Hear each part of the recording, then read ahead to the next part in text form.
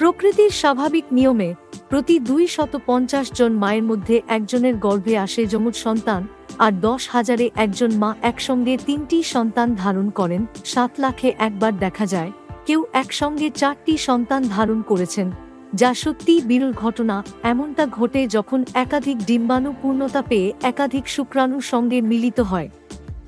আবার কখনো একটি ডিম্বাণু থেকেই বিভাজনের মাধ্যমে জন্ম নেয় অভিন্ন যমজ, যাদের চেহারা ও বৈশিষ্ট্য প্রায় একই রকম। তবে একাধিক সন্তান মানেই বাড়তি ঝুঁকি, গর্ভপাত, অপরিণত জন্ম, শ্বাসকষ্ট, এমনকি জন্মগত ত্রুটির আশঙ্কা থাকে বেশি। মায়েরও হতে পারে উচ্চ রক্তচাপ, রক্তস্বল্পতা ও ডায়াবেটিসের ঝুঁকি।